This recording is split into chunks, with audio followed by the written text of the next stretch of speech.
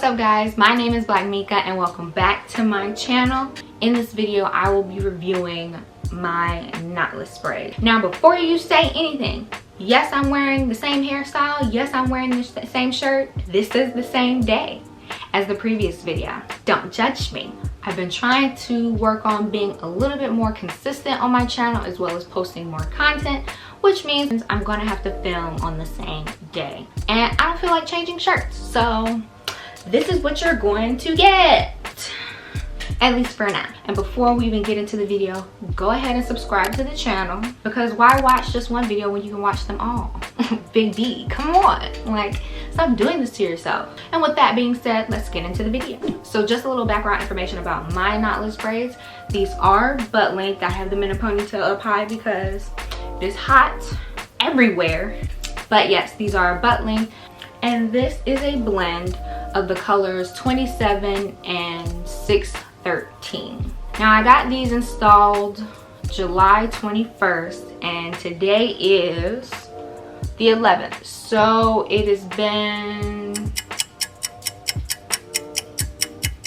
22 days, so basically almost a month. And they actually don't look, now okay, I know they look kind of crazy because I have new growth coming in, but they don't look as bad as they appear or may appear on camera. So the install itself took about 6 hours, and because my braids are small and I have very fine hair, I didn't really see the need to do like the big, like large section jumbo braids. So I did the small ones, which I think are just so beautiful. Now I did not do my hair. I actually got my hair done by the lovely Miss Tiki, and I'll be leaving her information as well. So if you live in the Atlanta area, go ahead and check her out.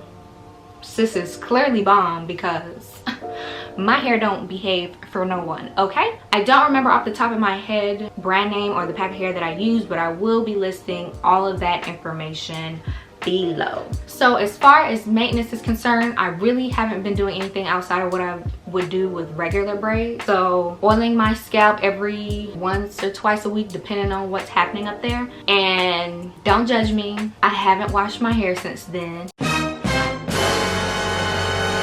My scalp is not that bad, so I didn't really feel the need to do it, and my scalp don't itch as much as it would. So let's get into the pros and cons. There are absolutely no headache. With traditional braids, majority of the time when a stylist braids your hair, they braid like a knot that's supposed to secure the synthetic hair as well as your hair together, and then it just kind of continues on into your braid. However, with knotless braids, you start out by braiding your hair, and then you just slowly add the braiding hair in over time, which basically creates less tension on your hair. And because of this technique, you literally have no pain, no throbbing, no headaches. It's amazing. Another pro that I find for knotless braids is that they are very sleek, they lay very flat, and they are easy and simple to style. And if you're a control freak like me who loves for their hair to do what you want it to do, this is the perfect style for you, sis. Another pro is if you have very fine hair or very little hair, these braids are perfect for you. I personally have very fine hair shafts, and I have very little definition. So I have a lot of hair, but my hair shafts are like little itty bitty tiny agitating little specks. So when my hair gets braided, majority of the time when I take them out, it's a lot of shedding, of course. Of course your hair naturally sheds, but with braiding I experience a lot more shedding, especially around the edges. Now I personally won't know how good or bad these braids did until I take them out, which I'm probably going to do at the end of the month because lazy. But yeah, perfect for fine hair, straight hair, dense hair, whatever the case may be, you're gonna look cute. The biggest con I have is my hair. Now hear me out. My hair is very disobedient. So I knew going into this that the knotless braids may or may not last as long as I would anticipate. Now personally, I think they did a lot better than I thought they were going to, which is fantastic for me. However, if you have type 4 hair or you have hair that is easily manipulated when it is touched by humidity, heat, sweat, water, you may be frustrated at the way your hair is slowly going to start to look over time. The day I got my hair done was a week before I was going on a cabin trip with my boyfriend.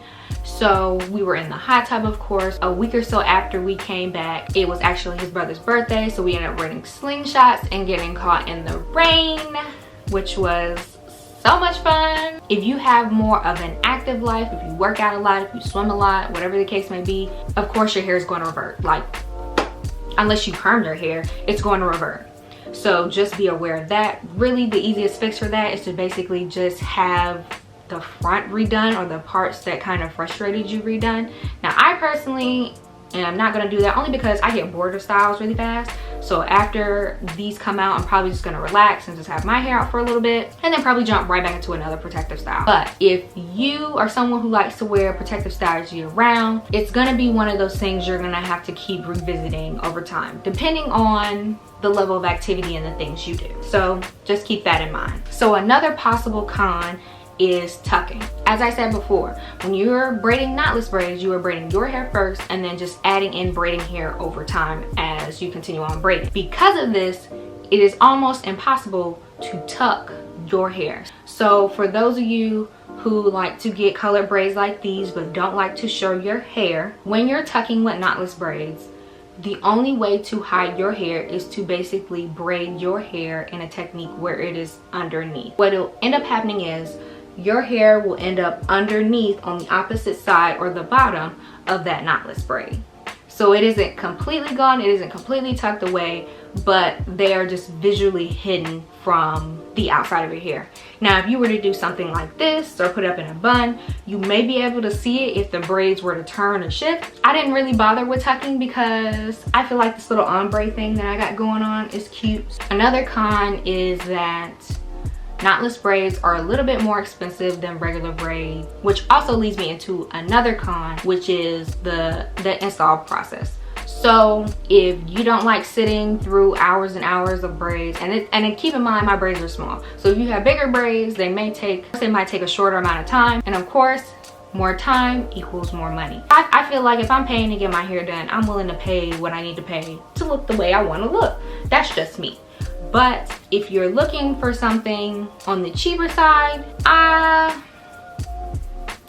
still gonna do knotless braids. That's up to you if you want to go back to regular braids, but I'm pretty sure knotless braids are gonna be my thing from now on. So overall, if I had to say, are knotless braids worth the hype? Absolutely. I personally prefer protective styles that actually benefit me. So putting in braids and then losing my edges, that's pointless. Like, why would you do that? Why would you do that? Why do you want that for yourself? Don't do it. Just get knotless braids. Pay the money, do what you need to do, be cute, take it out, still have all your hair afterwards. Will I get them again? Absolutely. In different colors? Absolutely. We've reached the end of this video. Thank you guys so much for watching. If you like this video, please give it a thumbs up. If you haven't already, go ahead and subscribe to my channel. I'm working on my consistency. You will be seeing more of me in the next coming months. I can assure you of that. So I'll see you guys in my next one.